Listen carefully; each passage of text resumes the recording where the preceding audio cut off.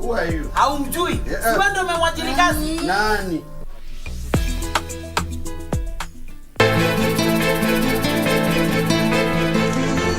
Pili, nalapa ni wako hapa nyuma.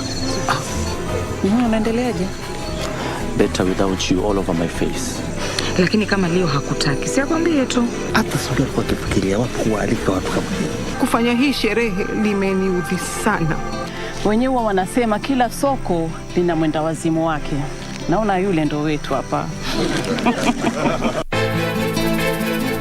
To get John chapter 11 as your skiza tune, dial *811 *965#. I am the resurrection and the life.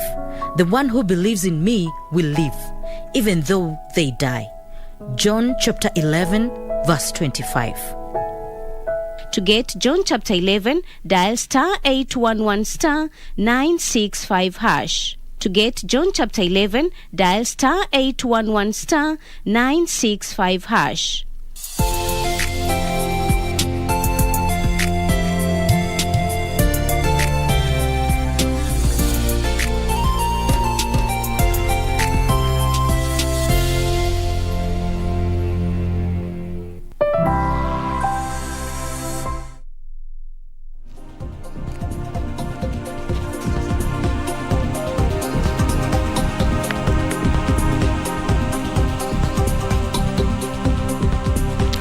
A very good morning to you. My name is Daniel Wahome and welcome to Sports Check on this Monday morning. It is the 6th day of June 2021. Well, we are going to be having conversations around sport, and as you can see, we have got some para-athletes who've been taken through a GAPS program. They were selected after a lot of shortlisting. That's going to be the first conversation that we are going to have this morning, and as they seek qualification for the Commonwealth Games that will be taking place in Birmingham. Our second conversation is about a Sports Kenya Summit that will be taking place at the end of this month, and we have got Nehemiah Rugiri, who from Niviara Executives Limited is the head of programs, telling us about the activities that they will be doing. And then think of a sport that is a crossbreed of handball, netball, basketball.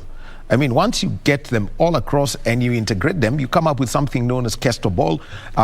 It started 125 years ago in Argentina, and we have got Lawrence Adera, who's the chair of the national body, and the captain of the national women's team, Janet Owino. They will be joining us after 11:15. Those are the three conversations around sport that we are going to be having this morning. But also in the news today, remember that the Independent Electoral Boundaries Commission are continuing with the clearance of candidates who want to run for president in the August 9 elections. And general election, remember that we have yesterday, we saw the Right Honorable Raila Odinga cleared now, and he is the presidential candidate under the Azimio la Umoja One Kenya Alliance Party. On Saturday, Deputy President William Ruto was cleared, and he's going to be the candidate under the Kenya Kwanza Coalition. Walter Mungare has been cleared. Professor Wajakoya has been cleared. So the process coming to a close this week, and that's going to be taking place at the Bomas of Kenya. At the Kenya School of Monetary Studies, we have the Youth Enterprise Training Fund, and this is how people are going to be trained on this fund. Our reporter is Frederick Woki, and the Cabinet Secretary for ICT, Innovation and Youth Affairs, Jumusher, will be there. The Deputy President is going to be in Garissa today, taking his campaigns around the country. And also, we have got the manifesto launch by the Azimio la Umoja One Kenya Alliance Coalition Party. It's going to be taking place this evening at the Nyayo National Stadium.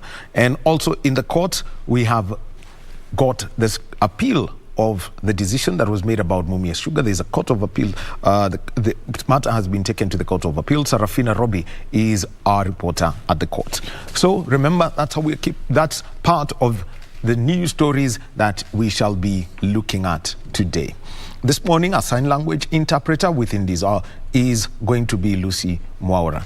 Now, let us get straight into the first conversation, and we want to talk about GAPS. And this is a program that came through after an analysis of countries that were participating at the Paralympic Games in Tokyo, Japan last year. An assessment was done and it was found that it's just about 7 countries across the world that have got athletes in multiple disciplines. So they decided, let's take a look at countries where there is potential and see what can be done as they head towards the Commonwealth Games. And 3 disciplines were picked: para-table tennis, powerlifting, and para-athletics. Now, under the GAPS program in Kenya, the athletes who are identified are in studio with me for para-athletics. And on my immediate left, we have got Nelly Jepto Sile. She is a short putter in the F57 class. Nelly, welcome to KBC Channel 1. And then right there in the middle between the two ladies, we've got Vincent Mutai. He's a para-athlete in the 100 meters T47. He's also a long jumper and he's also mad about football. We'll be telling you about that because he's actually a Kenyan international when it comes to amputee football. So he's represented the country in 2 disciplines. And on my far left, we have got Sylvia Olero. She is a discus thrower. And Sylvia, congratulations. You already headed to Birmingham. Yes, and welcome. And let me start with you, Sylvia. Being picked for this program because it was competitive after, the Commonwealth Games Federation made contact with NOC and the Kenya Paralympic Committee. Yeah, it was good to be selected. And we didn't know the criteria they used because we are so many people that their names were submitted. But luckily enough, we only found ourselves 4. We have Nelly, Mutai, I, and Ellen. Ellen is a power lifter. Yes. So we were very grateful for being chosen to represent Kenya in our faculties in GAPS program. So it was so nice. Well, and by the way, GAPS is a simple program and it's an inclusive pathway. And GAPS is an acronym, as it simply means gather, apply, prepare, and sustain. Mutai, Yes. you have competed for Kenya, won medals in the long jump, in the 100 meters. What was it like being selected for this program? Okay, being selected, I felt proud and I thank God because being among, we have several athletes, mostly under Commonwealth countries in Africa, and in Kenya again I was selected. So I was lucky and I thank God. I think that was my success of achievement that I have done. So I was lucky and I thank God for that. Yeah. And let us now come to Nelly Sile. She is a shot put thrower. F57 is her class. Nelly, what was it like, being picked as a field athlete to train through the GAPS program? My class is F55. It is not 56. Yes. Yeah. I was happy because I was selected as part of CAP program. Because one thing, I didn't imagine that I will be there among those will be selected. But because of the court grace, I was selected as part of the CAP program. And we were many, but I was lucky. Yeah. And for the athletes, South Africa basically has become, for you, South Africa has become a second home under the GAPS program. And Nelly, I'll start with you. When you went for, GAPS Camp 1, what were some of the things that you picked up when through this training program, as you were also working with, your coaches? There's Michael Omondi and Caroline Marble. My first time to go to South Africa, because it was my first time to go to South Africa, I wanted to see how South Africa athletes do their sports. And I want to learn their sports and maybe to apply with mine to go somewhere. And my first time to go there, I learn a lot because I mingle with a lot of people whom I don't know and whom they don't know me, but we were, let's say it was like one family because we were under CAP program. You didn't go there because you are a Kenyan, you go there as a CAP. And that is what made me that I achieve something. Yeah. We'll be coming to those specific achievements, especially when it comes to technique and where you're placed when it comes to qualification. Vincent, Yes. For you as a sprinter, what was the experience of Camp 1? Okay, to my experience, I have learned a lot. And so for a very long time, I had specialized in long jump, but I was picked to these program cups, and I think I performed good. I think that which made me to be among this was when I went to Tunisia, I think last year. Yes. Yeah, I think that put me to this place now, CAPS program. Yeah. What was the, talk about Tunisia and the times that you set and how you know, we know that a lot of sprinters, we have got, sprinters and the long jump, they seem to, come together. We have people like, we have Carl Lewis, a sprinter there. We have Lamont Jacobs, he calls himself the crazy long jumper. Yeah. What was that transition for you? Okay, last time when I was in Tunisia, I was competing in, actually long jump is my best event. And I think I am the king in Africa in that one. Yeah.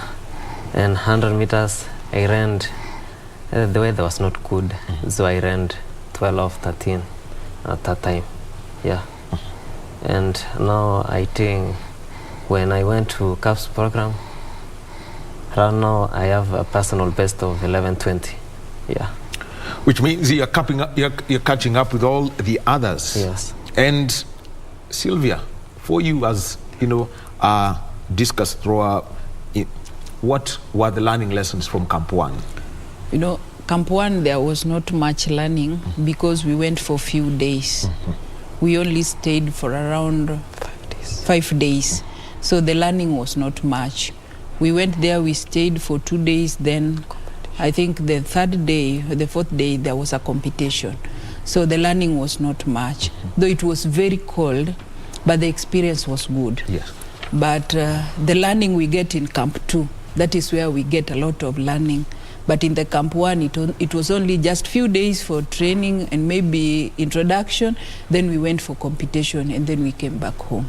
Yeah. Tell us about that competition and what you picked up, knowing that South Africa their investment in sport is big. Yeah, it was so good.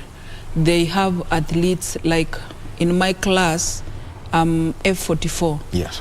There are many athletes in South Africa and their performance is good. The challenge we have in our country as Kenya, in South Africa, they have their gym that is meant for para-athletes. If you want to train, you go to gym, you have your coach with you every time. And so they have an added advantage over us because for me to get a gym, like I stay in Limuru, I have to come to Nairobi so that I assess gym. But for them, they have their gyms with them. You wake up, you go, and it is like I think they're like a source of living to them. You wake up, you go and train, and you perfect your skills. For us, you have to survival for the fittest. So they are much more advantageous than us. But even though they are very advantageous, we still compete and defeat them. So that is the better part of it, because we are ahead of them. Yeah. And let me come for you. You can participate actually in how would I say two events, the shot puts and also the discus throw. Yeah. But for this program, you are picked for the discus. Yeah. Why the preference for the discus rather than the shot put? Yeah, it is discus that is in Commonwealth Games, but there is no shot put for my class. So they were supporting people according to the events that they have in Commonwealth. So for my class, I only have discus, but there is no shot put. That's why I was picked in discus, but not shot put. Yeah. And now, Mutai, Yes. When it comes to sprinting for your class, Yes. just take us through an ordinary race day for you. Yes. Ile siku nakimbia kutoka pale call room kwenda kwa blocks kukimbia, take us through that process. Okay, being a sprinter, you need to be determined. You need to be prepared well, psychologically, mentally, and spiritually, and physically again. When you are in the cold room, unakuwa na pressure sana. Unaweza sema, kama leo naweza piga false start. Kuna vitu zingine unafaa inakukujia kwa akili. Like that CAPS program imenisaidia kwa hiyo sasa kuyazuia hiyo. Kujifunza vile nijicontrol na hizo pressure. Ukiwa kwa block, kitu ya kwanza unakuwa una tense, unakuwa na tension. Kwanza unafikiria ama huyu mwenzangu anaweza nishinda. So like unakuwa na pressure. Like for me, nikiwa kwa hapo blocks, sinanga sana pressure, lakini starting yangu inakuanga weak. Like mimi huachwa kidogo, lakini tukifika like 50 meters hapo nakajab na wenzangu. Yeah. And when you mentioned that, you move from 12 points to 11.2, improving by a second in sprints is usually very huge anywhere in the world. How did you improve on that? Okay. I told you in last year from Tunisia I ran 12:13. March we went to South Africa for the first CAPS camp. I ran a time of 11:87. And last month we went to South Africa, Stellenbosch, where I didn't believe it. I ran a time of a personal best of 11:20. To run that one is not easy. It needs you more to train, sacrifice, and focus. Yeah. And now, Nelly, let me come to you. When you talk about, when we talk about this short put, how have these camps helped you when it comes to your technique? With me, I was based in javelin, but because this program go with the Commonwealth Games availability of event, I was picked in short put. I was like Alana. I was learning now. Back to kuanzia chini kabisa. Yeah, I was Alana. I was learning, but I did because my best was 5:67, which I have never did like that. Yeah. And how did you find, the technique when it comes to the throwing and the techniques of the two events? How did you find?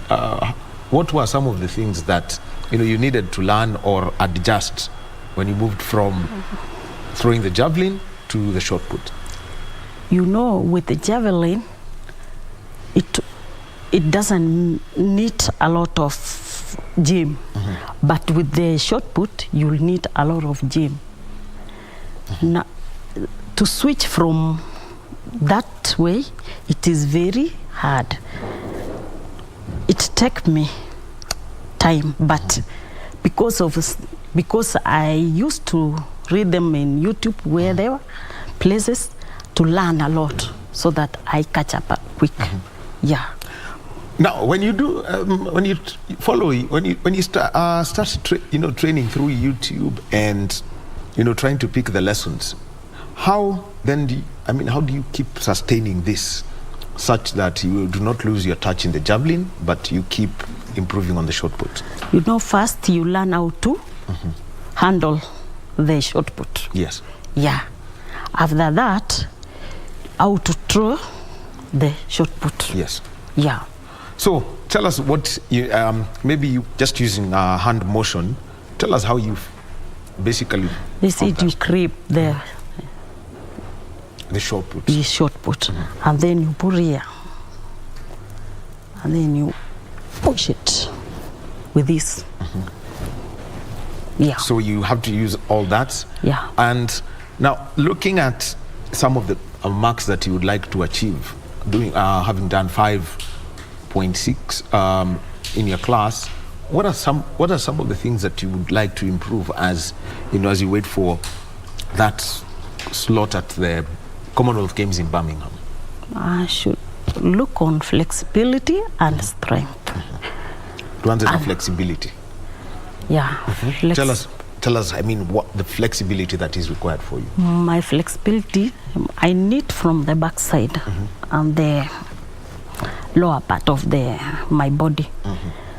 And then the strength, I have to find it in a gym.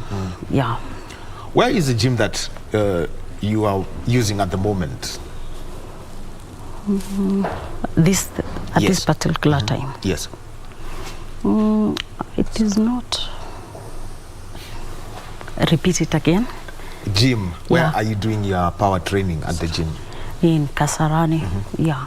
In camp. Yeah, in camp. Right. Yeah. Vincent, Yes. for you, the 100 meters always interesting, or a very interesting race. Now, what are the things that, together with Coach Michael Omondi, you have been going through so that you improve, and as we wait for the Paris, I think, and Tunisia Grand Prix later this year, we can see if you are going to be amongst those who are going to be called up to Team Kenya. Yes. Okay, to me and my coach right now, Monty, we are checking some drills, exercises on YouTube. And actually, my mentor was Justin Catlin. That is the guy who made me to run 100 meters. That guy, I loved him. So I usually visit to him on YouTube and check his how training program he used to train. Yeah. I think it helps a lot. All right. Yeah. What are some of the things from his training program that you have picked up that have really helped you? Move from 12, 13 to an 11, 20, and probably get into the 10, into the what would I call the high 10s. Yeah, 10 seconds. Yeah, okay.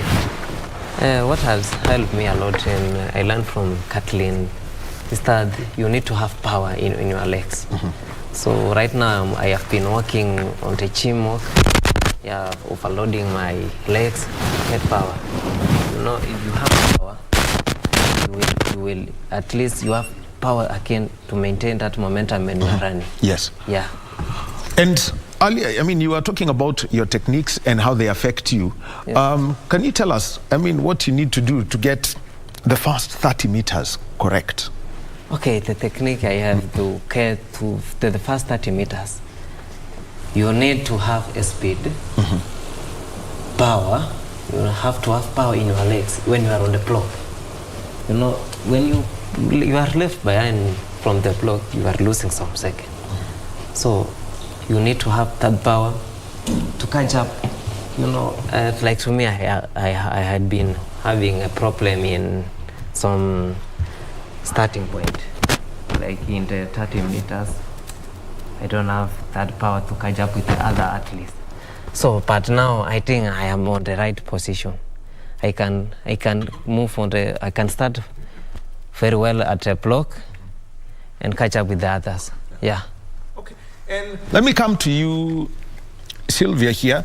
And for this event, which is the discus, which means that, when you get onto the circle and trying to release it, when working with GAPS Camp, especially GAPS Camp 2, what were some of the things that you were picking up from Stellenbosch, which is a serious, sports science and and related studies university?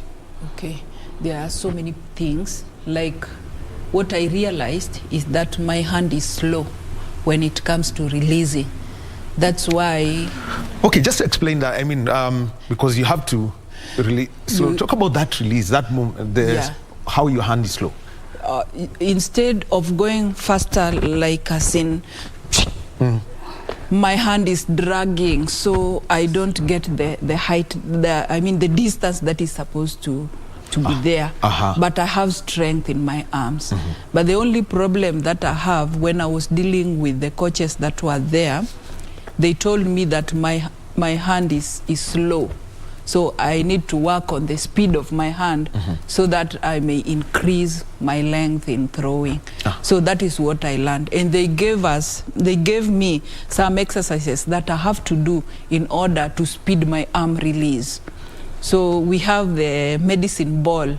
You lie on your back, you throw it up while maybe your coach is standing like a height like this one. Like the chair. Then you are lying on your back down, you throw the medicine ball, then she picked it up there.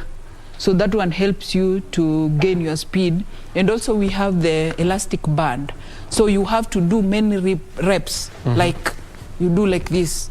You tie a band maybe somewhere and you do a lot of reps so that your hand may get used to that speed. So you're trying to try work against the resistance using that band. Yes. Yeah. And using that band, let me think of 2019 when you had just over about 25.5, 25.58 at the World Paras, and having made that change as you went through the training, how much of a change has there been in the distances that you are recording now? It's much. Like the other week, we were doing some throws, and when you are throwing, you measure the distance. Now, from the 27.56 I have from now, the last week I have increased with around 2 meters. So it means I'm not 27, but I'm going to 29. So it means the workout that I did in South Africa through GAPS program has helped me a lot. And what I know is that after the end of this camp that we are having now, I will have increased by a number of meters again so that I may go to the bracket, the medal bracket. And that is what I'm yearning for. I would love to have a medal on my neck when coming back home. Everyone wants a medal, and yes, that is Sylvia Olero. She is a discus thrower, and she also does the shot put. She's a para-athlete under a GAPS program. This was put together by the Commonwealth Games Federation after a review of the Paralympic Games. And Vincent, let me come to you because you double up, you get involved in a lot of sports. Vincent, besides being a sprinter and a long jumper, is also the goalkeeper of the national amputee football team. How basically do you keep juggling all of these sports that you're in?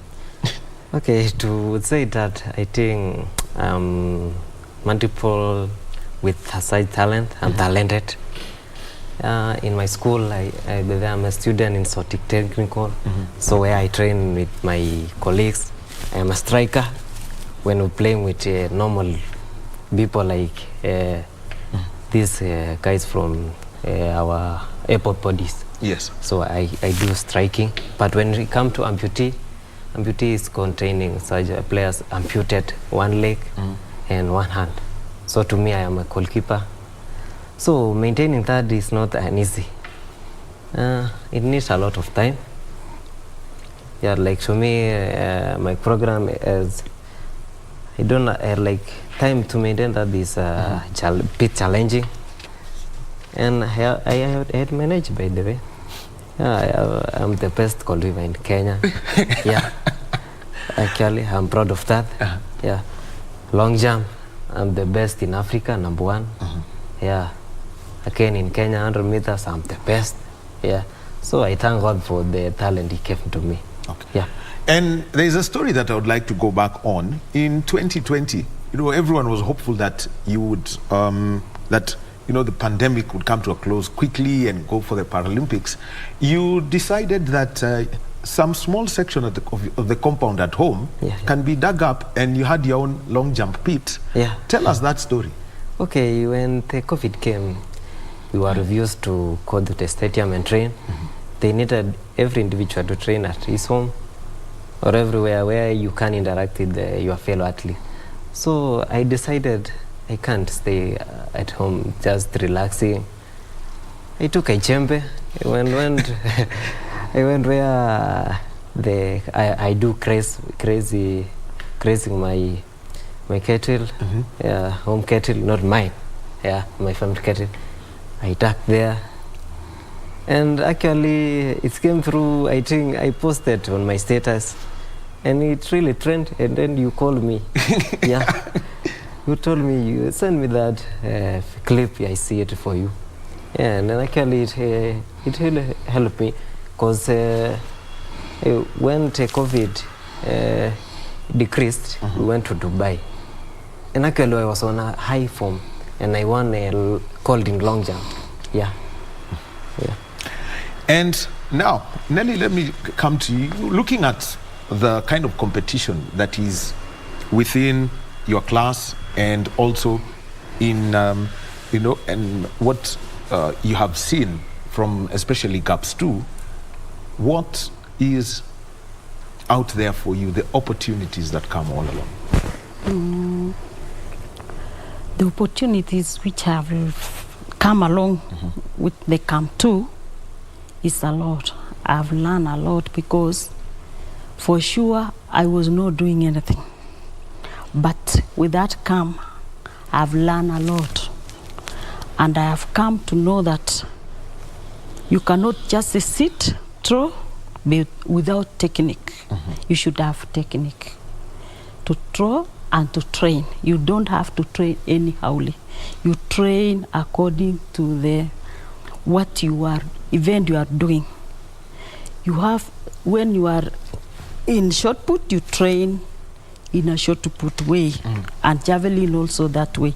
You don't have to mingle them, because throwing are not the same. Yeah. Now, there is also a story similar to Vincent about you. Yeah. You made a homemade gym. Yeah. Tell us about making that. I mean, what you had to do and how, you had to, improvising, they say, is what makes, some of our athletes great. First thing, we don't have gym in our place. You travel almost 50 kilometers to find a gym. That is from somewhere Kipkaren River to Eldoret town. Yeah. Then I think, what can I do? I saw people doing in village gym work with those stone nini concretes.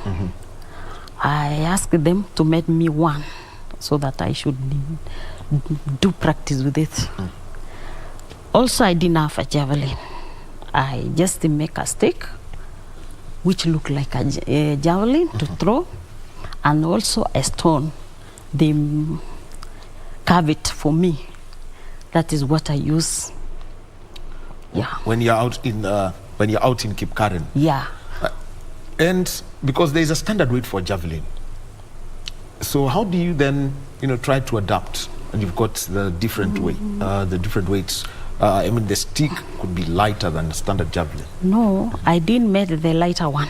It was heavy because I didn't have something to measure it. I just do the heavy one because I didn't want to train with a light one. Yeah. How over the years, how has that been coming through for you? It was since 2010 and then until 2018. Yeah, are using it. And what about the shot put? How did they carve it for you? Carving to get so that it becomes as smooth as they put the shot that would normally be used in a competition. There is a softy stone to carve it, even though it was somehow light, but I wanted something which is round, to use it. Yeah. And what would be the call for more para athletes who are out in the North Rift, if we are to grow this sport, the field event specifically? Yeah. What would you like to see happen out there in Nandi County, Elgeyo Marakwet, Uasin Gishu? We need people to support us, especially the counties, to support the athletes, to find somewhere to train, to find new implements to use. Yeah, and support them with, with someone with disability to move from the village to come to town. It is very hard. When he had not accepted it, he will not come. Now it is very hard for you to, we need to give them something like kuwafunza. Yeah. Okay. Waelewe kuwa hii michezo inasaidia na pia wapewe kitu cha kujisaidia nayo ndio wakuje kutrain. Now, Mutai, yes. What have been your experiences having, competing for Kenya in para sport, in the long jump, and now the 100 meters, with the possibility for you getting a slot in the Commonwealth Games? What has been that journey for you through and through, and looking forward to July and August? Yeah. Okay, there's been a lot of experience, challenges there and there. Actually, in 100 meters, sprinting only, you need to sacrifice a lot. You need to give yourself to that event. And to me, I have learned a lot, several Grand Prix. I have learned a lot. There is no Grand Prix I have went and come without any medal in 100 meters. Actually, I think I came with only like one time I've come with only bronze, but others I've come with gold. So I have more experience and hoping so. Looking forward, we are waiting the list from the Commonwealth. We see if we will make it to qualify for the competition in Birmingham. Yeah. And working with Michael Omondi, because he's also, a para-athlete himself, how do you share this information when you're in camp? Okay, working with my coach, he has experience. He was best at his time during para sports in Kenya. So he has shared with me a lot. He has teach me, like he's my parent now. When I am away with my real parents at home, Pomet, he's my father, he's my mother, he's my friend. He sacrificed a lot. Even sometimes, hey, you say, Vincent, how is you? He think psychologically, he knows when I am not in such moods. Yeah, so he has helped me a lot. When it comes to training, he makes sure I am on the right mood. You can't just wake up in the morning and go to practice. You need to first, coach needs to know how healthy are you. So he has, despite being the coach, he's like my doctor again. Yeah. Hey, he's everything now. Yeah, he's everything now. You need to help with. You just give yourself. Yeah, you be committed. So like for him, I'm committed to him. So he don't have much problem. The only problem is that he's praying for me to get a scholarship. Yes, management, that is it. So that is the problem for him now. And that is my problem too. But problem we are giving to God. And God is above all. And disability is not inability. Yeah. Well, Vincent, very well said. And now, Sylvia, I'm working with Coach Mabel. Tell us about, when you work with one of the best field athletes we've had in the country, what's the journey through? Because I know one coach, I know Elizabeth Olaba, when she's a coach, she's quite tough. She can, people, wanaweza lia, takes no prisoners. She wants you to be the best. What are your experiences in Mabel? Mabel is a good coach. She's like a mother, a mentor, a motivator. She always encourages you. And not every day you will wake up in the moods of training. Sometimes you are down, but she always encourages you. She helps you in your training and always encourages you to do more and makes you have confidence in yourself that you can do it. So she's just good. She's like a mother, like a mentor. She's a teacher. She's a coach. So she has so many titles, and I love her so much.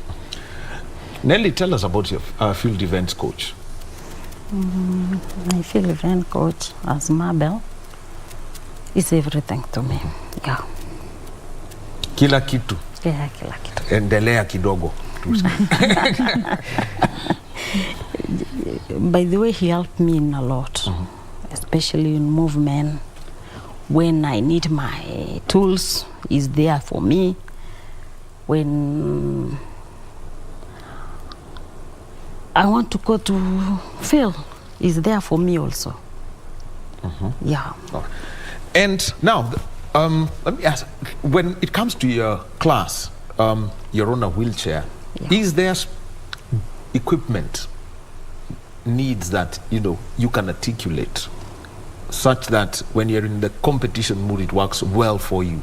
The kind of wheelchair you may need, or probably even having a short put of the right weight that you can use, and a para-athlete, a gym that is made for para-athletes. Okay, with my class, I need to have a chair which I sit on it to throw there every implement. Yeah. And that chair should be, let's say, 75 centimeters high.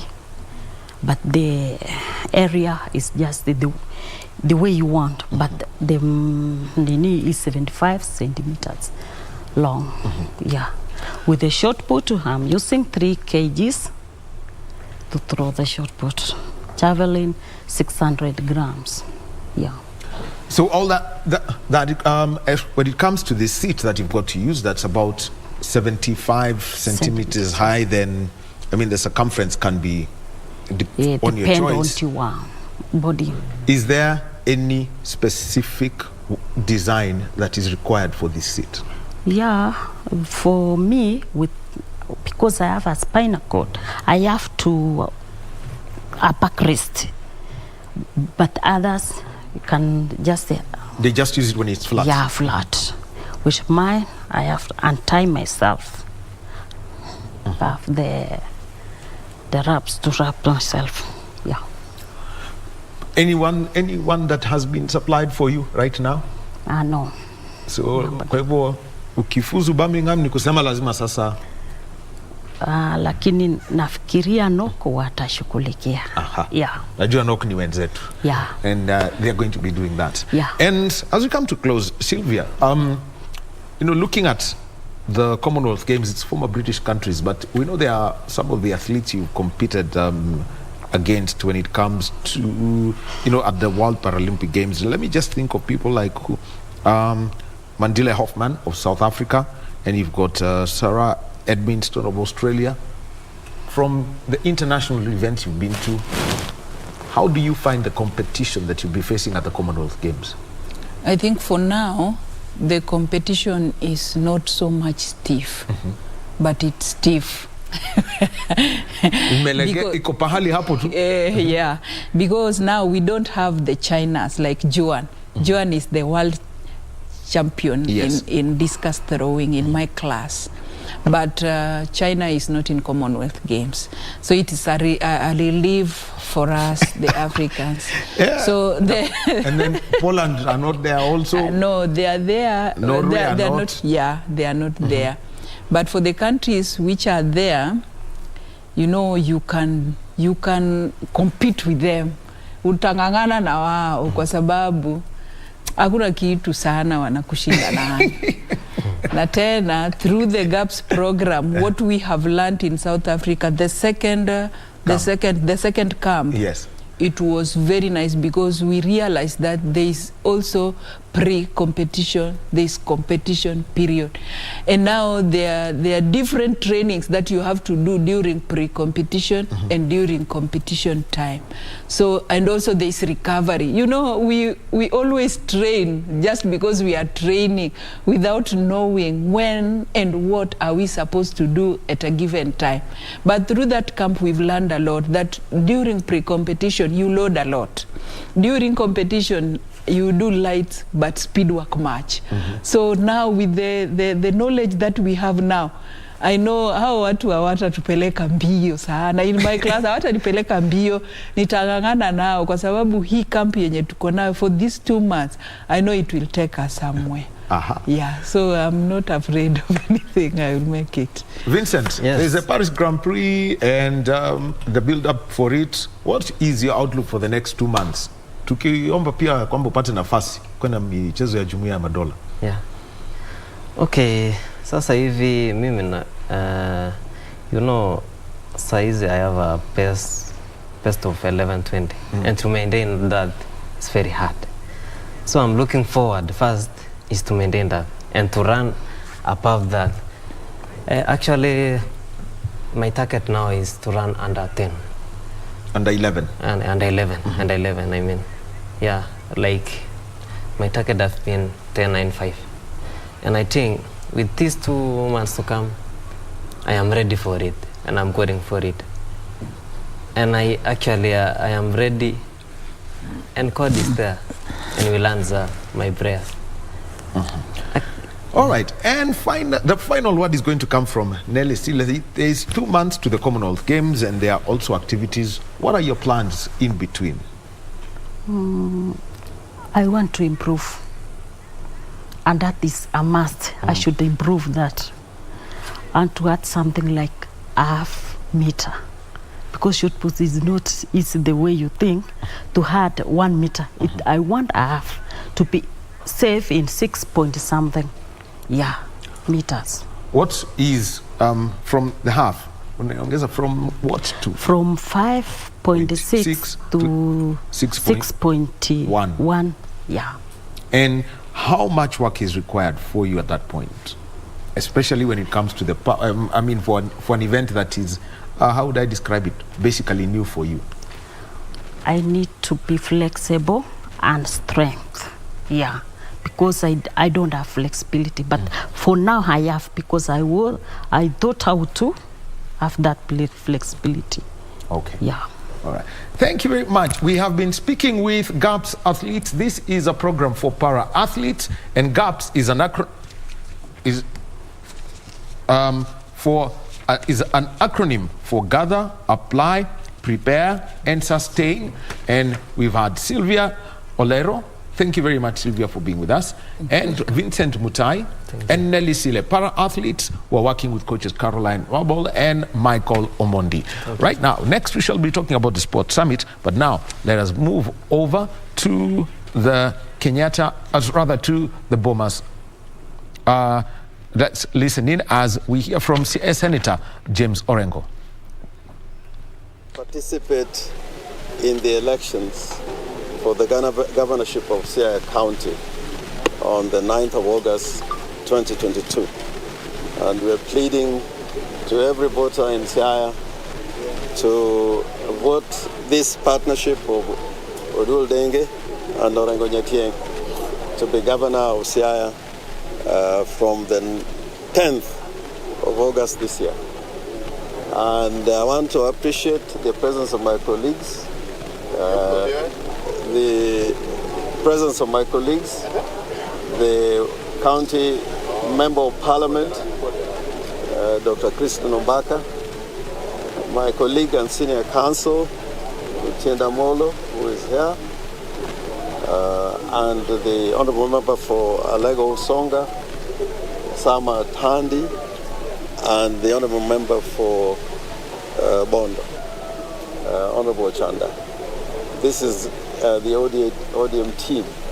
And I have many other colleagues who are aspiring candidates for the County Assembly of Siaya, and some who are sitting members of County Assembly. I have here also Mr. Joe Donde, who is a former member of Parliament for Game and one of the coordinators for Azimio in Western and Nyanza region. The party chairman for Ugunja is here, the party chairman for Arareria is here, the party chairman for the county, Mr. Okanda, is here. Now, God answers prayers in a very, very, very, very effective manner, because we have seen what the ballot paper is going to look like. And my name and Odul's name is first on the ballot paper. And we think that that's a sign of what is to come. Although that is done alphabetically, I don't want to make anybody raise concerns with the IEBC. But by the grace of God, we are first on the ballot paper. I'm saying this because, you know, even when I first ran in Parliament for Uganda constituency, again, the same thing happened. But having said that, we are going to win these elections. There's no doubt. The oath has been taken. And we're going to win this election as the ODM fraternity. We are asking the people of the county to elect members of the ODM. Members of the ODM because as we form government, we want a parliament which can be able to pass our agenda and counties which can implement the party policy, the agenda. And today, our presidential candidate is launching his manifesto. We also, in a matter of 10 days or so, we are going to launch our manifesto. Therefore, without further ado, because the work begins from now, I am happy that this day has come. And from here, we are going to have a series of rallies, both in Bondo and Siaya. And you are all invited to attend. Can I ask Mr. William Odua also to say a few words? Well, I do not want to steal the governor's thunder. Very exciting day for both of us. This day is very defining as well. The die is cast. The fat lady has finally sung, and we know that victory is very near. We want to thank the media, our colleagues, members of parliament, and the rest of the ODM fraternity that have joined us this morning to come and present our papers. Just like Governor said, the rest of the discussions we will continue having in the various rallies that we are going to hold today. But we thank you for coming, and we look forward to your continued support. Asanteni sana. Shukran. You are coming to the campaign. I'm still James Orengo. Yeah, okay. You are coming to the campaign. What's your message to the voters? No, we want a peaceful and competitive election. Elections are by nature competitive, but they must be peaceful. We also want to address issues. We don't want people who every day they wake up, they think about personalities and characters, although that is also not wrong if they are put positively. But we want a free and fair elections and make sure that we address the agenda that is important to the people of Siaya. Now, Senior Counsel, the IEBC has been assisted in giving some results. The same round, we have confidence in the electoral code. You know, we built in the law safety measures. And if those safety measures are in place, and I'm sure they're in place, especially on the issues of technology and transmission of elections, if those are in place, if the machinery for having an election that is partly technologically driven, those systems must be in place. And I urge the IEBC, because that is a practice in every democracy where technology or the use of technology is prominent, that before, during, and after the elections, those systems should be accessible and make sure that we fulfill the constitution that requires elections to be simple, accountable, transparent, and accurate. And that's why we use technology. Congratulations for your appearance. I just wanted to know the first candidate from Siaya finally elected the governor of Siaya County. What are these things that you are looking out and saying that this is? For now, let me just talk about one. Yes. Good governance, transparent. If you can start from there and have accountability and transparency in running of the affairs of the county, because money comes to the county, and that money comes to the county already allocated to fulfill certain missions. So if that money is used fairly, openly and transparently, I think that's the starting point.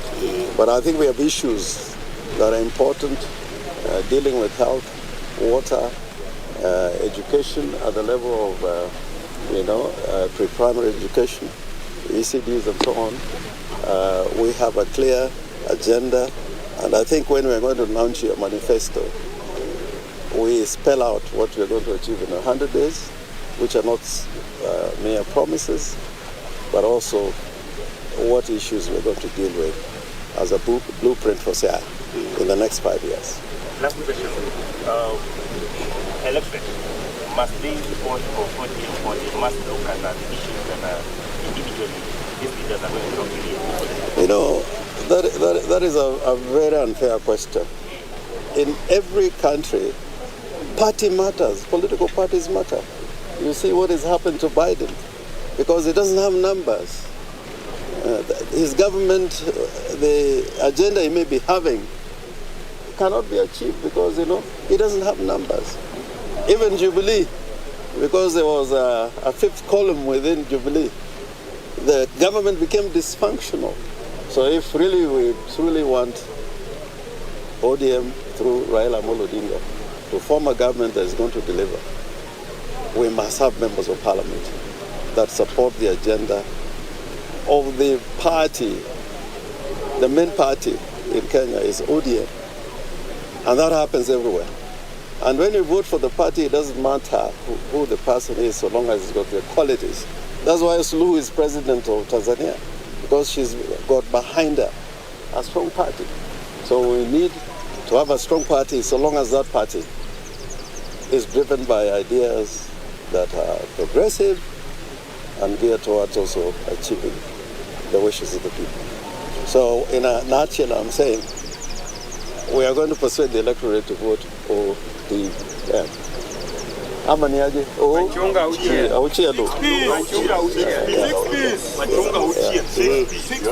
Mheshimiwa Senator, on the question of prominence given in your first matter. Well, that is Siaya Senator, the Honorable James Orengo, who has been cleared by the Independent Electoral and Boundaries Commission to run for the Siaya, to be one of the contestants for that in that Siaya gubernatorial race. He has been cleared. That means he's leaving now the Senate, focusing on being probably the next governor of Siaya County. So our team in Kisumu, Achola Simon and Wycliffe Ketch, they will be giving us a full report on that in the bulletins that follow. We take a short commercial break, and when we come back, let us have a conversation on sport and commerce.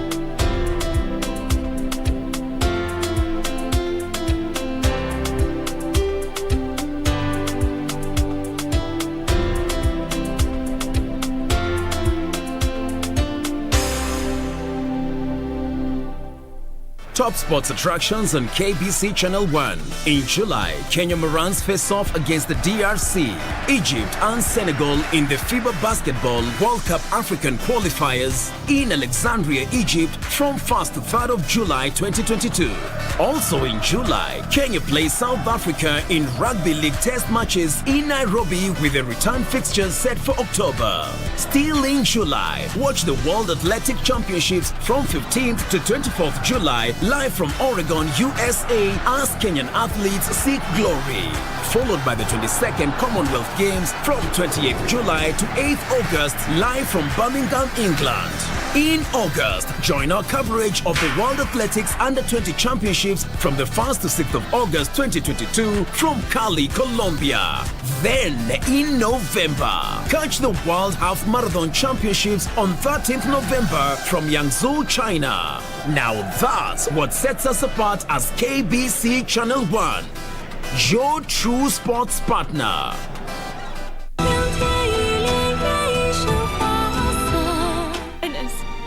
Don't talk like this on our wedding night, all right? Wedding night?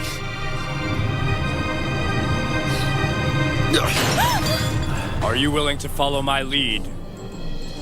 Destroy those damn Celestials so we can rule? I'll drag the Heavenly King out of heaven myself! I'm sorry for what I've done to you. I feel so guilty about what's happened. I can't forgive myself.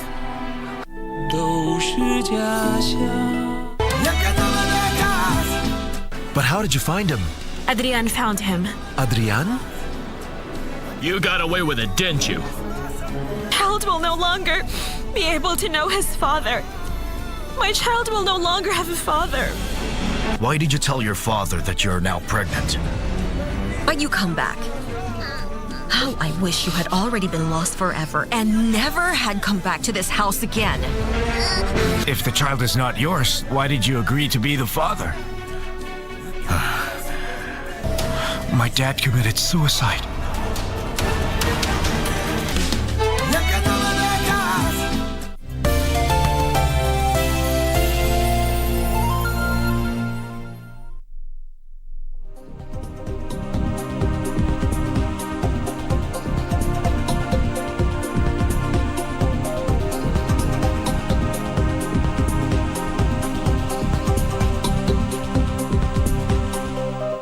And welcome back to Sports Check on this Monday morning. It's the 6th day of June 2022.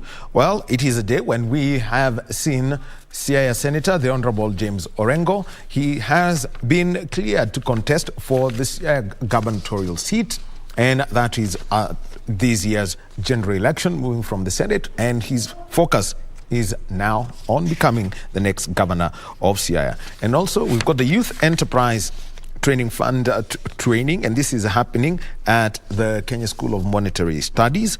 Our reporter is Fred Moki, and also the Independent Electoral Boundaries Commission is clearing those who want to contest for the presidency at the Bomas of Kenya. The deputy president is in Garissa. Tonight, we're going to have the Right Honorable Raila Odinga and the Azimio La Umoja One Kenya Coalition Party launch their manifesto at the Nyayo National Stadium. That's going to happen this evening, and from the court is that a decision had been made, about the purchase of Mumia Sugar Company. There is an appeal that has been lodged at the Court of Appeal. Shall be taking a look at that. From the sporting scene, the 10th African University Games are taking place this week, and they will run till Friday, and this is at the Kenyatta University. Her Excellency, the First Lady, Her Excellency Margaret Kenyatta, is expected to officially open that this afternoon at the Kenyatta University. She's going to be officially opening the games. So our reporter Bernard Okumu is going to be giving us the report later this evening.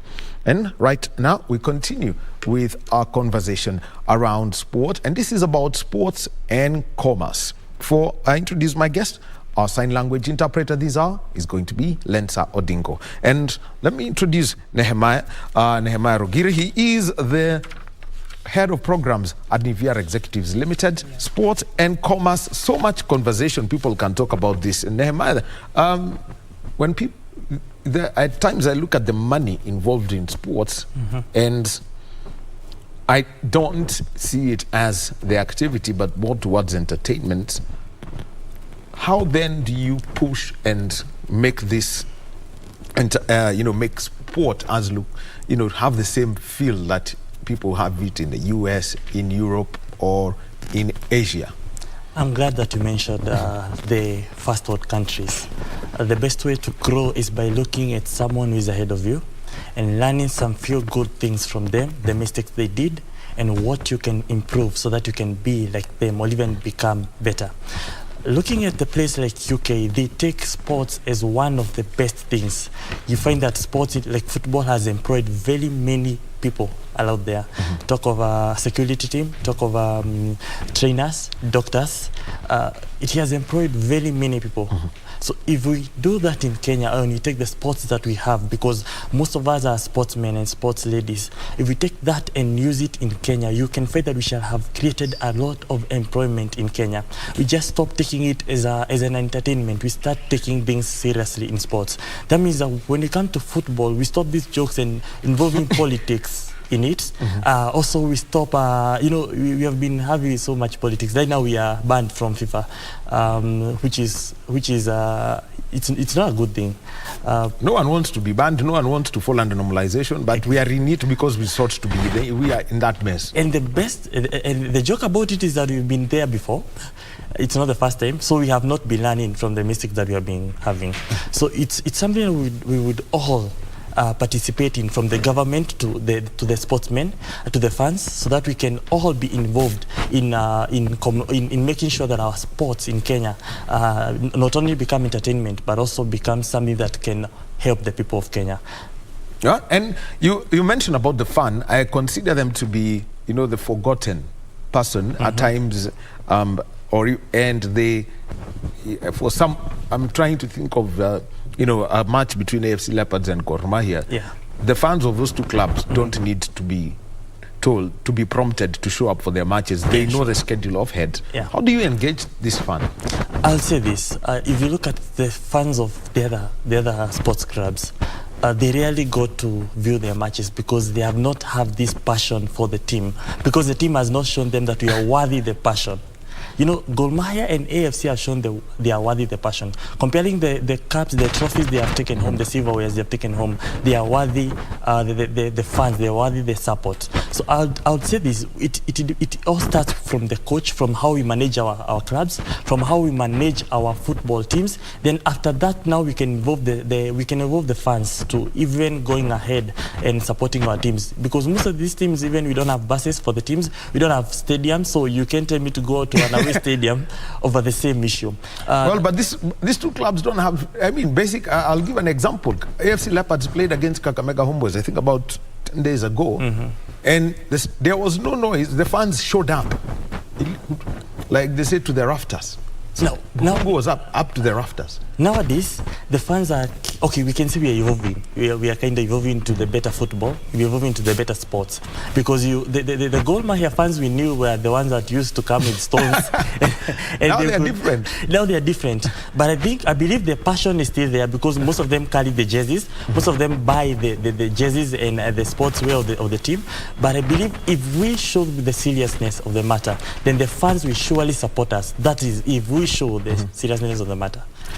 What is it that the club needs now, for example, to make the best out of, the kind of following and passion that is there? The first thing you need is a good management. Without a good management, you can't do anything. That's why you see AFC Gor Mahia, they employ coaches from outside Kenya most of the times, because it doesn't mean that we are jokers, but it shows something that these people are trying to source something more serious than what it looks like.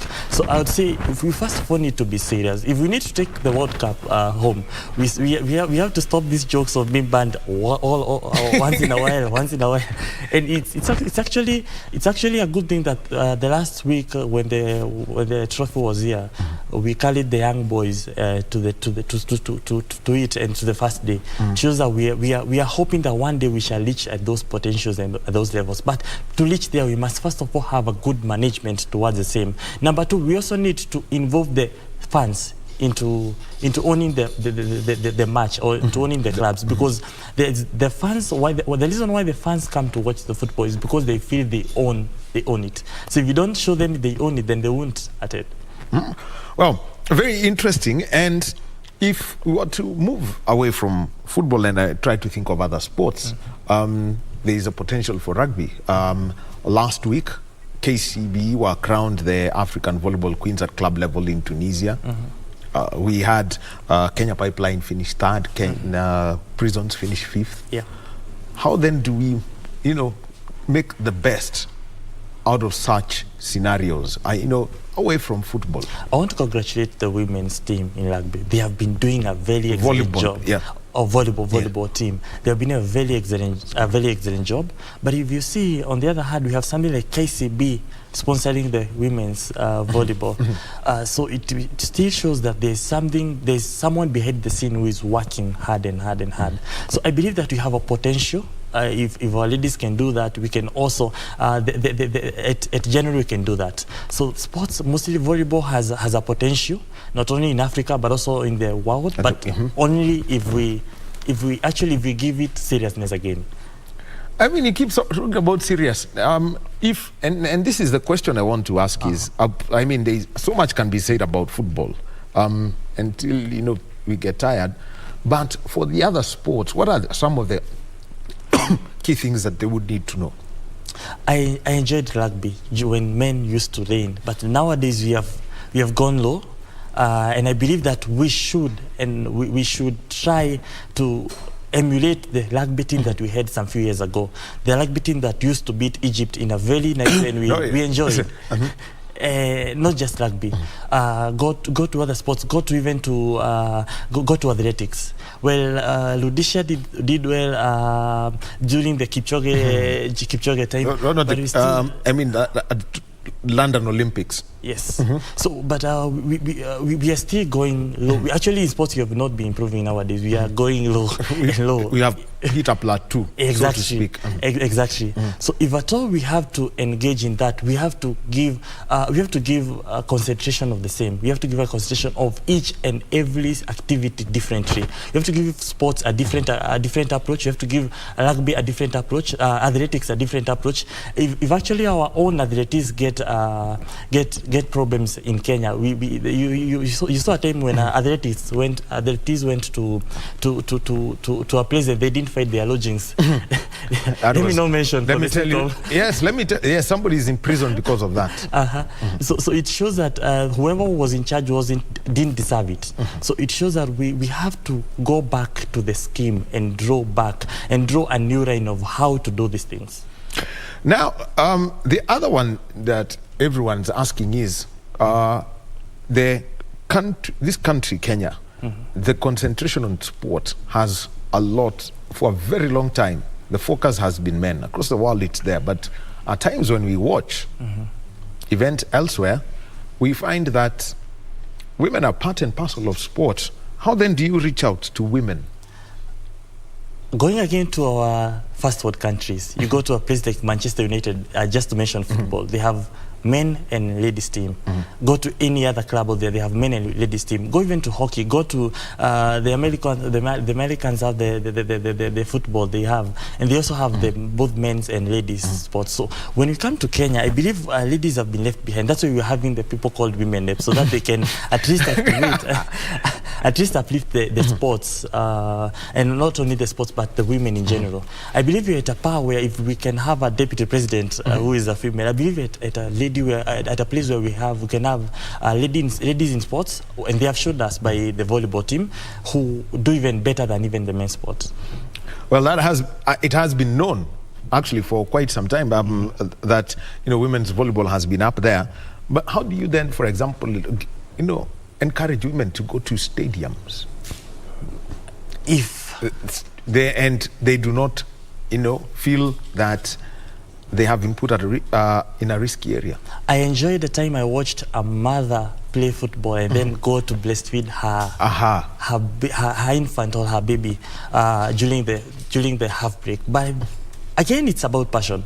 I cannot convince anyone out there to play without the passion. I believe there are ladies who have passion and women who have passion to play.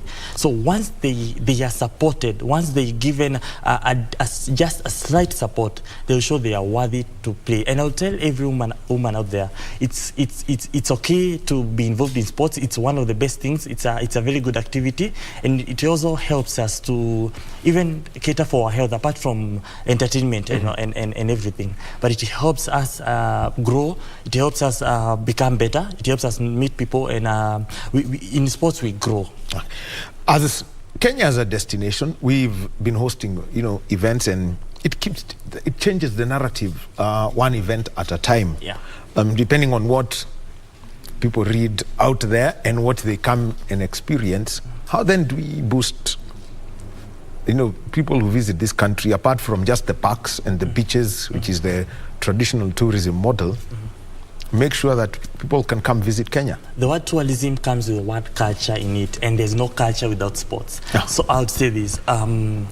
When we are advertising other things out there, we should advertise our sports, because look at the athletics in Kenya. It has been one of the things that has made us well known in Kenya. I did see a meme that talked of, this is not Kenya, go slowly. It was referring of us being good athletics.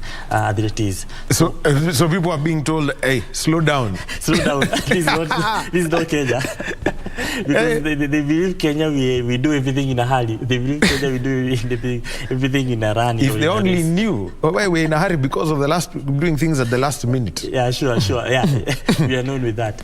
So I would advise the government, and I would advise us to use sports to ensure that we market our sportsmen in Kenya and our sports ladies in Kenya, because we can use athletics to market and to market our activities out there. We can use sports to market what we do up there, and we have very many donors who are ready to donate funds to the sports, to donate funds to clubs, to donate funds to different sectors of the sports. So once we show them that we need this, and we show them we have centered our interest in making sure that our sports are better, then I'm sure that we shall gain that. Tell me about, what are the things that these people who would like to invest in Kenyan sport, what are the things they're asking for? You cannot associate yourself with losers. You always want to associate yourself with winners. For the reason why they have wanted to associate themselves with athletics, because athletics has been winning, but football has been losing. Honestly, losing. I think they will start venturing into volleyball, since the women has shown that they are worthy of their donations with their funds. But I believe that if we show them we can win by starting from the academy levels, we have academy levels for each and every sector. We start winning from the under 19s, under 20s, under 21s, under 23s. We start winning from them. They'll see a potential in us, and sure, they'll see it worthy to venture into us. And when you have, they're looking for people who are winning, but and what about for the young people who are there, who are, coming into sport? What's the plan from them? The best thing a young person would have is a mentor, a person who mentors them up. But when you look at our mentors, they haven't shown winning at all in the recent way. Like I would love to be mentored by Wanyama, but on the other hand, he came from Southampton to okay, let me not continue. But that's a national fan who's mad at Victor Wanyama joining Tottenham Hotspur. But he played it.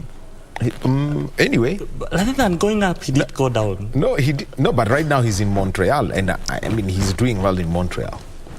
So, telling a youngster to be mentored by, I've seen how DJ Drogba has been mentoring people. I've seen how Eto'o has been mentoring people. But do you have that? Do you have our Wanyama Foundation in Kenya? Yes, they do have. Okay, it's not that effective as in the other places. So the first thing is, we as mentors, we who have been in the sports industry, we need to mentor these youngsters. We need to mentor them to come to a level where they believe that they will go to heights that we haven't.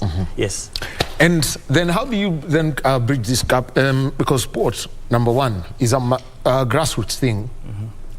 How then would you engage, say, somebody like Victor Wanyama or his brother, McDonald Mariga, to ensure that when they do work in the grassroots, they get the kind of support that they would want? I believe the reason why they haven't ventured is the support. They have not been given the support, because the last matches, Wanyama was not invited. He announced he's retiring from international football. So, but I'm simply talking about grassroots, not. So that's why I'm saying his support hasn't been shown, because he did start a platform, but that wasn't listed. But it's Kenya. We start things and we're not, you create something and you searched for and it's killed, it's terminated. So I believe that the support again starts with us. If you have to show support to someone like Wanyama, you have to show support by even supporting what they do. If you look at the Twitter handles for that platform, it's very low compared to other comedy stars and comedy activities. So, which means that Victor Anyama's footballing personal handle is more active than than for the work that he's doing at the grassroots. The question now is this: sports is grassroots. It's actually a devolved function. At some, there are things around sports that have been devolved. Then how do you get the support from the 47 county governments?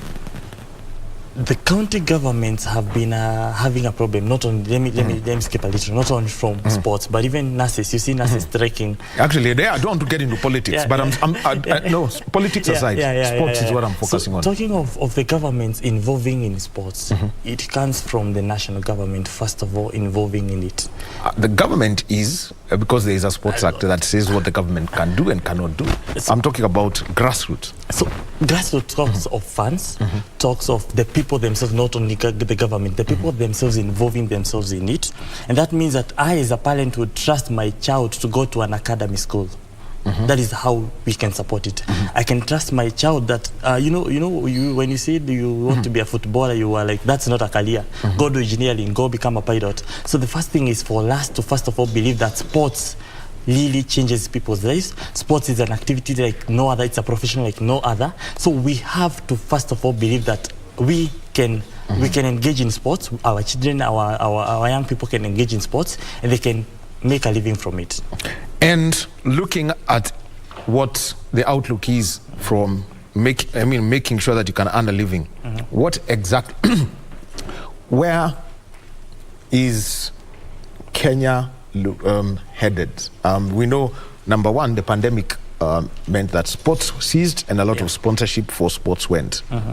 What's the right way now to see sports recover? I'll say this: one of the leading finances for the clubs outside Kenya is the funds, the games tickets. When you buy tickets, when you buy jerseys from a football club, the football club gets more money and gets more revenue to even pay for the players. So the first thing is for fans to believe in these clubs. There's a football club next to you. Just believe in it. Go buy their jerseys. Go watch their match. It's only a hundred, but most of them I sometimes watch the Thika matches. It's only a hundred bob. And when you watch it, you're not just watching it for entertainment, but you're also supporting football, you're also supporting sports, you're also supporting whichever sport activity it is. But I believe you all have a passion for one or another sports activity. So we have to first of all believe in them. You have to buy their jerseys. Apart from now watching the Chelsea, Manchester United games, you have to watch them. The local ones. Yes. And now, the one that I would like to ask, how then do you get all these sports federations to collaborate with county government such that it's felt? I'll give an example. The county government of Eldoret supports a marathon. We know the county government of Kisumu has supported a football club. Vihiga County have supported a football club. How do we keep this momentum? Someone once said that if you want to go far, if you want to go fast, walk alone. But if you want to go far, or walk with a team or walk together. I'd say this: you can walk fast by taking your own team as a county and going ahead, but you won't go far. It's only a short way, and another person comes in the sector and it's gone. But once the chairpersons of the federations come together, and it's not about me being seen. It's about making it better for the problem with Kenya. We want to be seen. We want to be seen. Nothing else. We want to be seen. If we make it actually, it's very true. We always say in this business that if there is an official who is appearing more than an athlete, there's a problem with the federation. Exactly. So I believe first of all we have to put our interest aside, our interest to get money, because we also want most of the people are there to get money. I'm here for the salary. I'm here for the salary or something. So we will have to keep that salary aside. We have to keep our interest aside and ensure that we we ensure that we think of football and of sports activity first. And sorry you mentioned in football because I'm a fan of football. But we have to keep these mentalities of our interest side, and first of all think of the sportsmen, the sports ladies, so that we can ensure that we give them the better they need so that they can go to other platforms. Investment in facilities. Sport must be played somewhere. Yeah. Whether you like it or not, how much more can, get people who can come and, if, for example, put up somebody who can invest in a stadium and it's open to the public? My personal suggestion was this: if I was asked when it comes to football, I'll say scrap all these things because they have been banned all over and over again, and we start from scratch. We find investors, we find fans who can be able to, because most of the clubs don't have even stadiums. We know, yes. I'm asking, yes. Specifically, it's not just about football, but the question is investing in the right infrastructure. So stadium across the country. We need stadiums. We need buses. We need. Okay, let me talk of even clothing as infrastructure because it also needs the money that's needed to make it. So I believe, but creating a stadium it's not easy. It needs people coming up together. I've seen even in other places where a consortium says we are buying this club, we are buying this place, so that together we are doing this. So it comes from us saying together we can do this. So I go and support my local team with someone else. We hold hands and say we are buying a bus. It's only 6 million. We are buying a bus for this team. So that's how it's starting from scratch. A journey of 1,000 miles starts with a single step. Oh, thank you very much. Nehemiah Rugiri, he is head of programs at Niviera Executives Limited, talking about sport. And it's a very simple message that he's given us. For most of our sport, we have to go and start building from scratch. Yes. If it's going to be viable, engage the fan, engage the government. Yeah. Thank you very much, Nehemiah. Thank you. Yeah, we take a short break, and next, let's talk about a sport known as Kesto ball. Think of a combination of handball, netball, and basketball. Yes, a combination of those three, something that's hybrid, but it's a sport that's 125 years old. Kenya wants to go to the Kesto ball World Cup. Let's find out next from Lawrence Adera and Janet Owino. Thank you.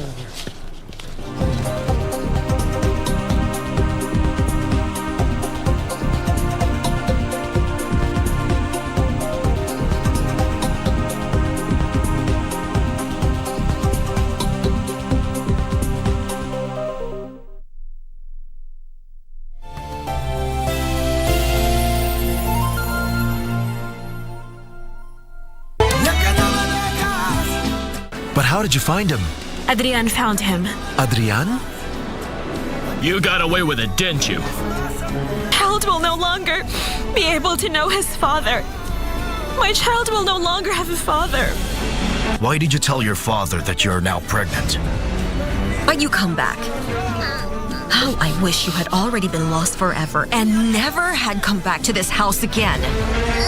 If the child is not yours, why did you agree to be the father? My dad committed suicide.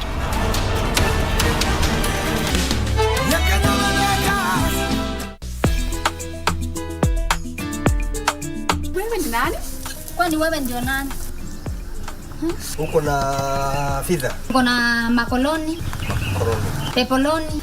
Pepoloni. Na hayawani? Ringa mtu anafikiria wewe ni president wa Zimbabwe. Mimi ni princess wa nini? Wales. Hoho. Yes. Na filifili. Yes. Hata haijafikwa. Ndio unaita fisa. Ya usikie kitu mzuri ni vanilla. Very nice for you. Huyu ni nani? Wewe. Who are you? Haumjui? Si wewe ndio umemwajiri kazi? Nani?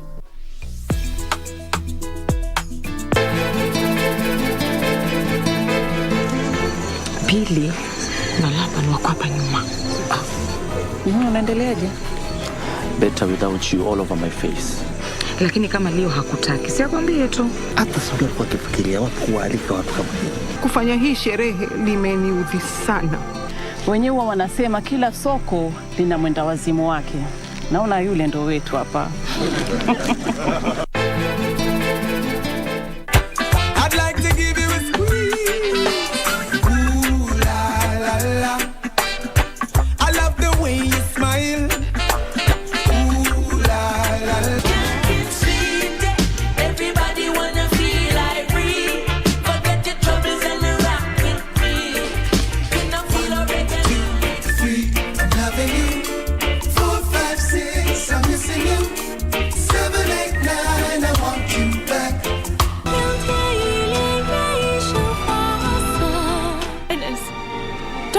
look like this on our wedding night, all right?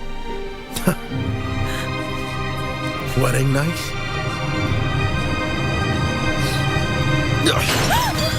Are you willing to follow my lead?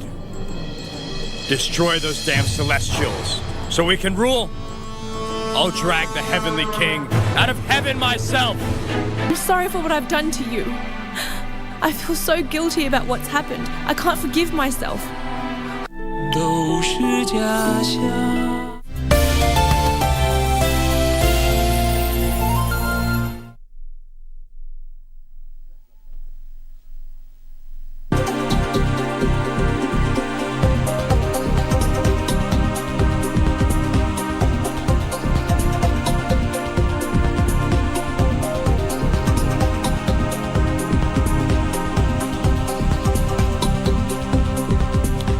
And welcome back to Sports Check on this Monday morning. How are you doing? Conversations have gone on about commerce and one about para-athletes who are through the GAPS program that is Grow, Apply, Sustain and make sure that everything is participating. Now, let's move to our third conversation this morning. And what I have here looks like a volleyball or a handball, but it is unusually heavy. I just looked at it and we're talking about tester ball. This is a combination of handball, netball, a little bit of basketball, and I'm with a person who brought tester ball into the country and is the head of this federation, Lawrence Adera. Welcome to KBC. And we've got the captain of the tester ball Kenya, Janet Owino, and Karibu. Thank you. First of all, I've just touched this ball and the weight is unusual. Janet, let me just start with you. How do you play with this ball, considering we've seen what the weight of a netball, felt the weight of a basketball, and also taking a look at a handball? Okay, hii ukicheza lazima pia ulime gym kiasi because ball ni heavy, so lazima ukue na power hands ya kusukuma hiyo ball iende. Ndio. Yeah. All right. Now, Lawrence introduced the game to this country. Tell us how you came about to have sister ball in Kenya. Oh, first of all, I'm Lawrence Adera. Yes. The founding chairman of Sister Ball Kenya Federation. This game we started in 2019, somewhere in August, whereby I was introduced by a friend in India who introduced me to that ball, and he told me if I can do it, then it's better. So first I looked at it and I started going background of the ball, how it started, how it's going to operate. Then I became interested in it. Then after then I started introducing to people. Then people just started coming up with it. And I saw many people were interested in it, especially young youths. Yeah. Okay. And, this is not just the only sport you've introduced, but also catchball. Around the same, just I think a year earlier. Tell us the story of this and how close those two sports are, because just looking at it, they almost, one's more of a cross of volleyball and handball, but this is now handball, netball. Yeah, actually we have many games which they look similar, but they have different rules. And this ball is more different because it's not found in Kenya. Though we had managed to get a manufacturer here in Kenya who had already made us like 50 balls, and we are there to go because the first ball we got, we were given by the Argentina Federation, which they sent the ball through the diplomatic way, through the ambassador, and the ambassador came to us and gave us the ball. So that was last year. Before we started launching it, because we only had 4 balls and it was very difficult to expand this game. But after launching it in last year in June, they also sent us more balls, like 10 balls, and from there many people came from different countries, Mombasa, Kisumu, Kakamega, Vihiga, Nyeri, and Kitui and Nairobi. And we could introduce the ball to them, and we gave them the balls, which after they had gone with the ball, they could start introducing into schools, into clubs, into universities, and other institutions. And right now, as we are speaking, we have more than 60 teams, which I believe the balls that we have is still less for us. Yeah. All right. Now, Janet, Yes. How did you get, it's a very young sport, how did you get into playing cesto ball? Uliingiaje kwa hii mchezo? Okay, hii mchezo niliingia wakati niliwacha rugby.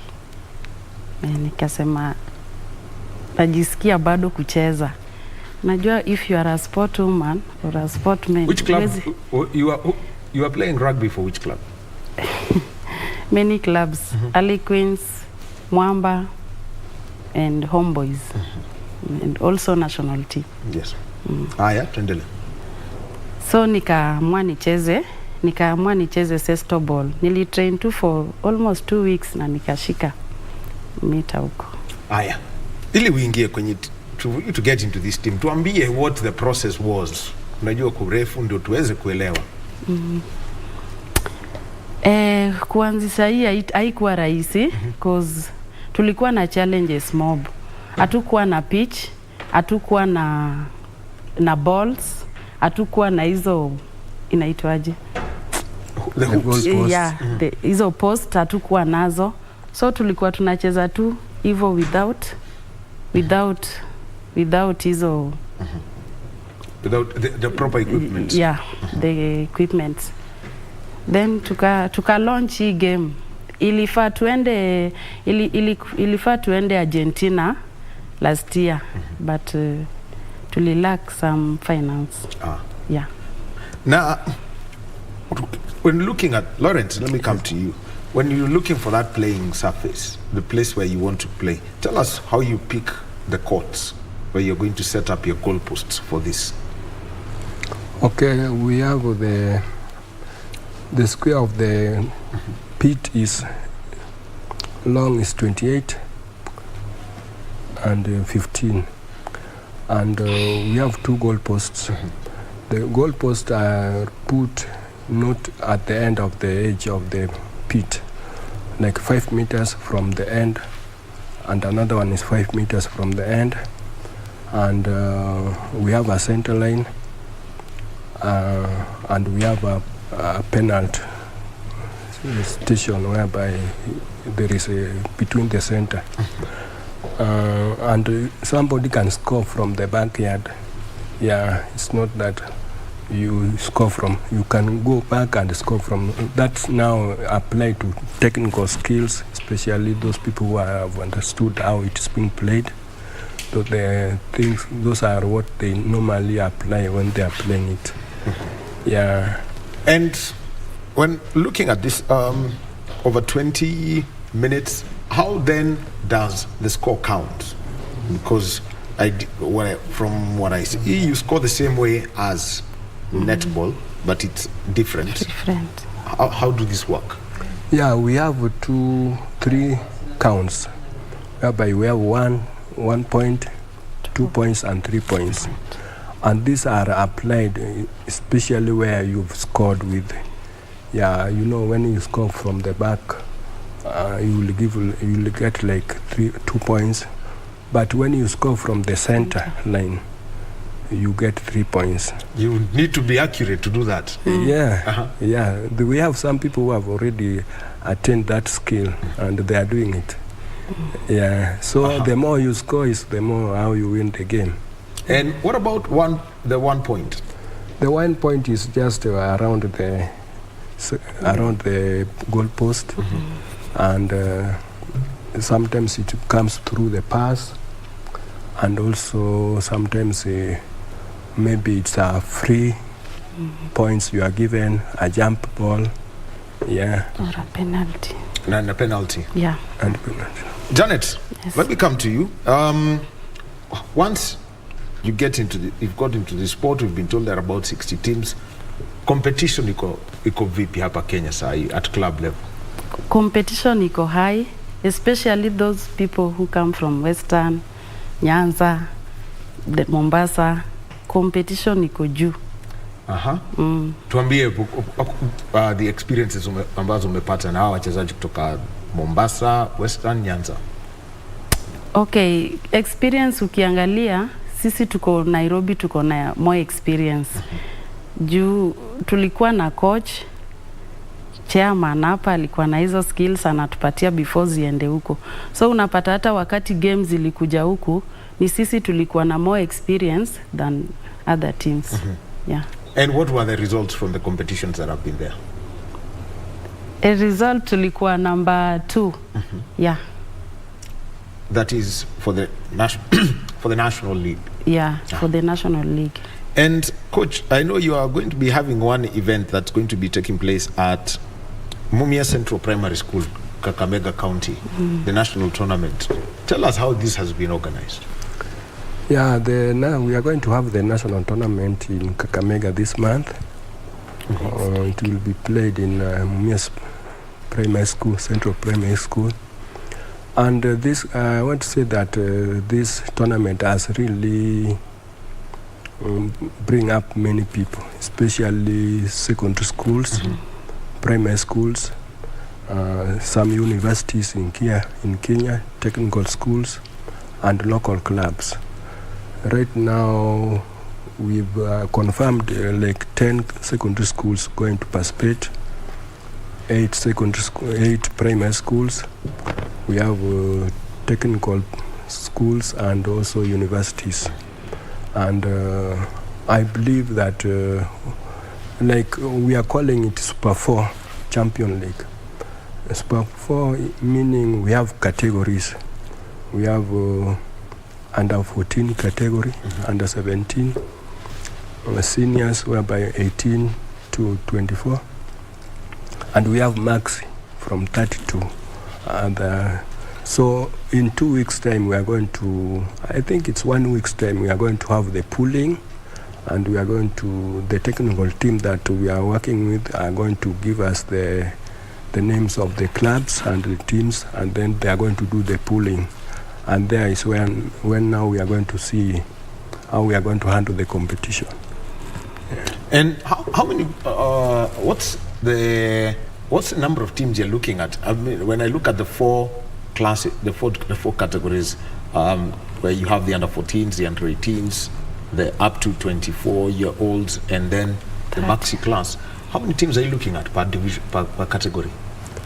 So that, I mean, ideally, knowing that it's what, a 2-day tournament using a school ground. Yeah. You know, it's only that we are competing with the time because we never wanted to mix it up. But the chance we got is what we are trying to squeeze for ourselves, so that we can at least do all this tournament in 2 days.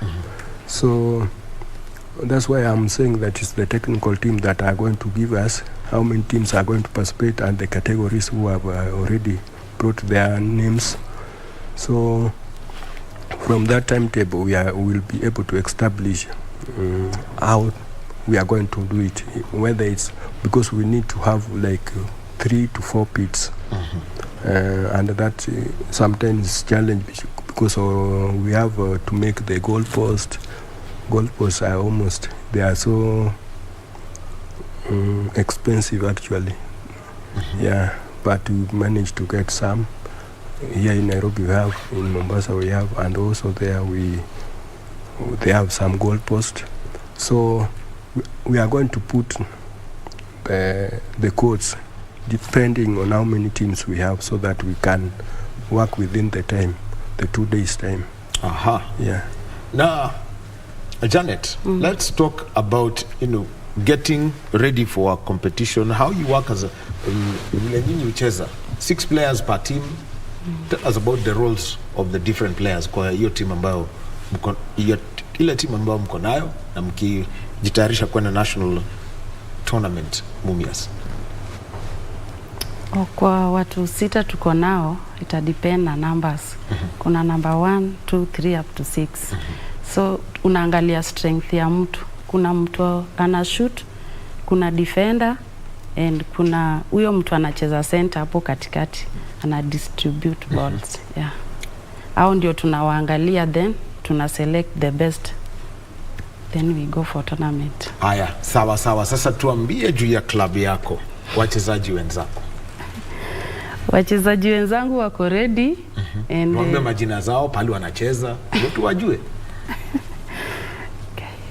Niko na wakina Faith, niko na Sylvia, niko na Yvonne, niko na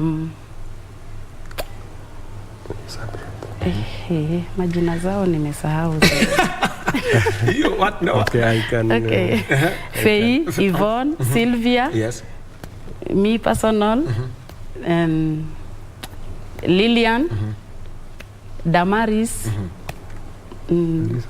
Elizabeth, and who else? Aya, sawa. Tuambie the roles. Kuna center, so because it looks like the player setup is very close to the same as netball. There are 6. Yeah. There's 6, yeah. So tell us about the roles. Yeah. Okay, the rules are when you are in the court, we have 2 defenders and also 4 strikers. Not at any time. One court has all people at the same time. All the 6 in one. Yeah, the 2 people must be. Even if you can shoot from the center, but you cannot cross, especially the 2 people, the 2 defenders. Another one is when you have the ball, it is 2 seconds before you pass it. Another thing is 2 meters away when you are tackling the ball. Yep. Explain that. Yeah, when your opponent has the ball, it must be 2 meters away. There is no body contact with the ball. You should not be around too much to him. And you know this ball is so fast. Because if it's 2 seconds, you know how that second looks like. So you have no time to challenge your opponent. It's only to shoot and give. So those are the rules. Actually, your body should not touch the ball. The ball can be thrown, and when it reached on the ground, you should not drag it. Just pick it and give it. You should not make 2 steps, more than 2 steps. You can land with the ball and make another step. You can land with the ball and make another step, but you cannot make 2 steps when you are just with the ball and then you make 2 steps. That will not be, that is a fall. Yeah. Aya. So Janet, nimesikiza hizo rules zote. How was it for you adopting from a full contact sport to one which is rugby to one where now you are moving fast and having to let go of the ball? Wakati tu umepata tu ball hivi, unaachilia. Haikuwa rahisi. It's not easy by the way. But unajua wakati nilitoka huko rugby, nilikuwa nimezoea kupatia watu handoff nini. So my first game ulikuwa unapata na penaliziwa sana because nikipata ball na mimi najua hapa haifai mtu aniguze. Najua rugby lazima ushike mtu. So nilikuwa naona huyu jamaa amenikaribia napiga yeye handoff anaanguka huko. Sasa na demo badala nimwambie mimi nilikuwa natumia mkono kama handoff, but nilikuja nikalan na nikarekebisha. So inakuwa tu uset mind yako, hii ball ukipata you just catch it, step, land, then pass. Hivyo to catch it, land, pass.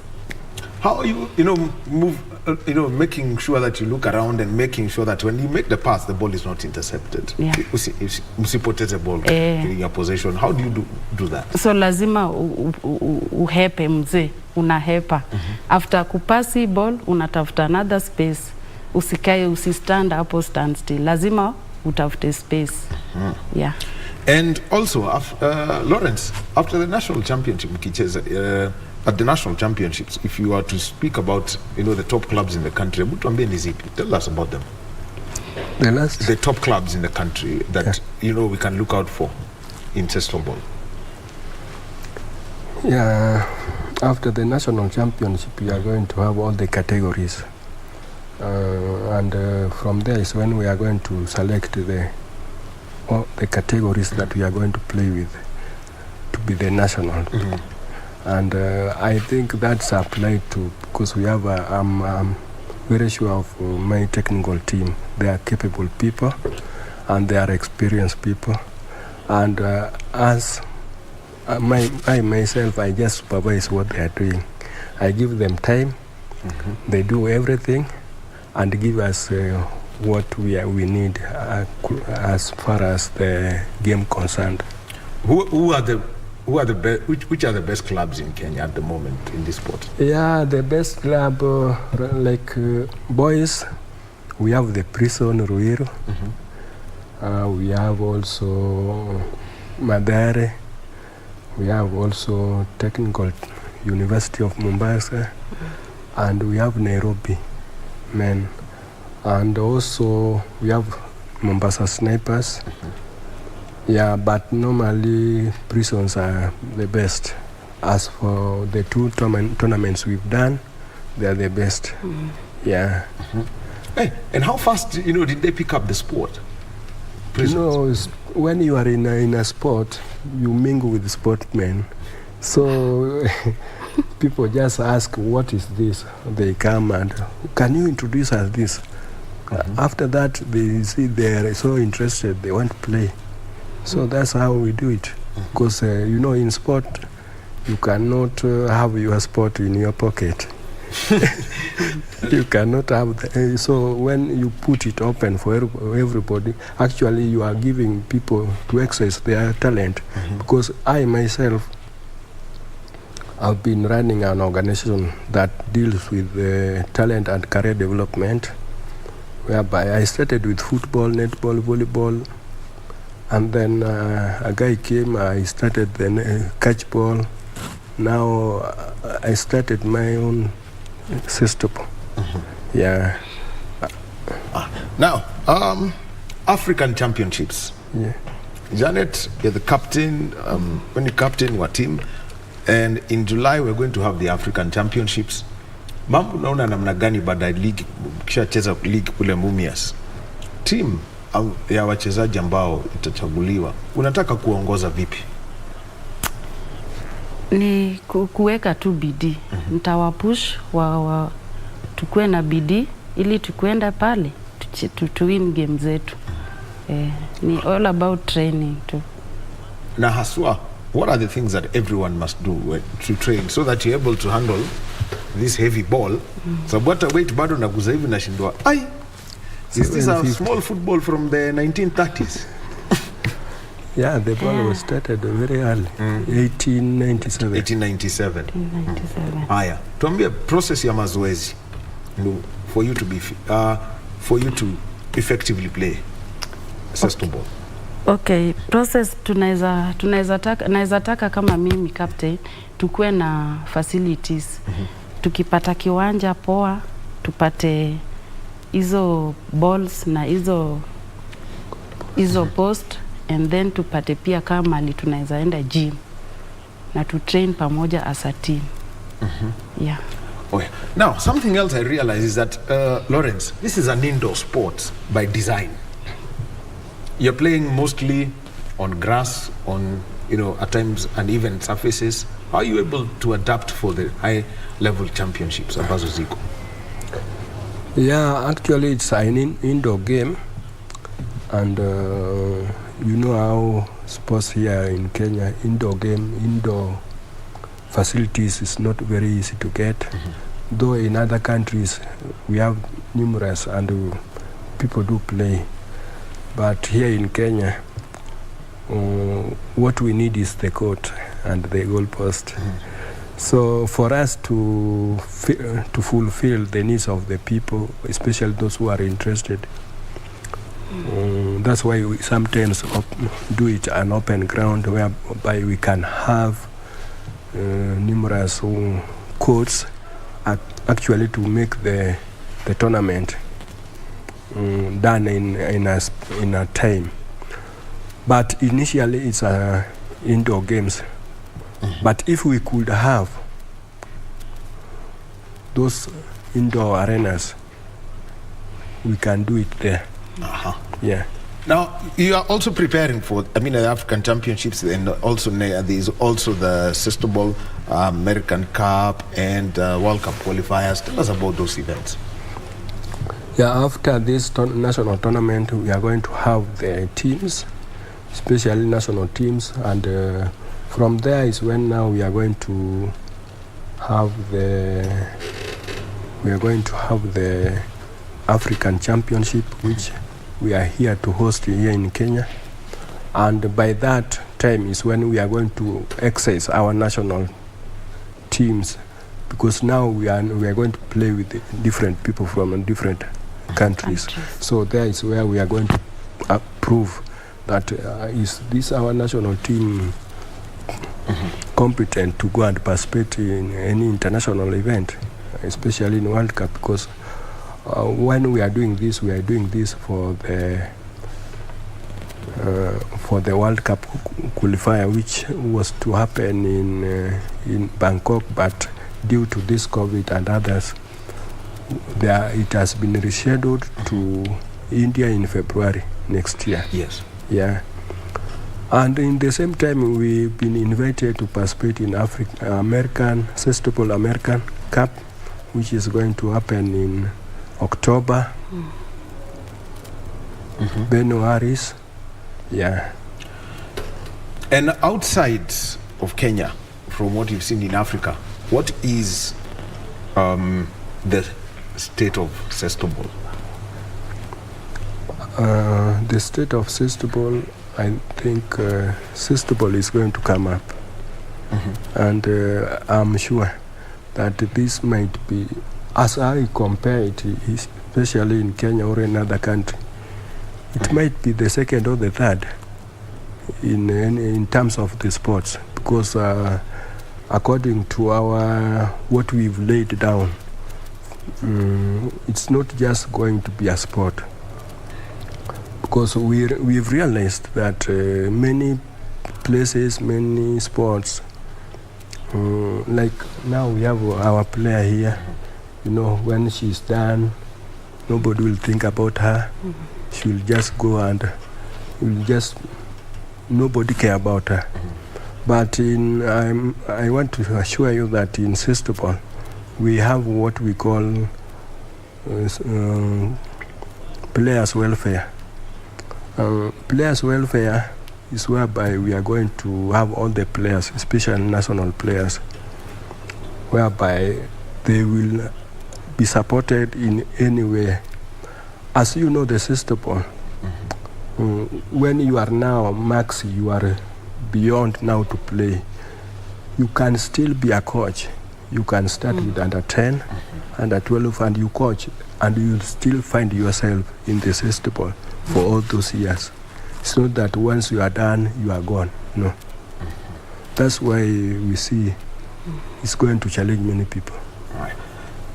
Janet, international tournaments coach ametaja hapa ya kwamba angetaka muangalie hapa wakati mnacheza hapa, na tuambie ni mambo yapi ambayo mngetaka kuhakikisha kama team mmefanya pamoja ndio uweze kupelekwa kwa World Cup qualifiers next year huko India na pia kwenda American Cup. Ita depend na performance yetu.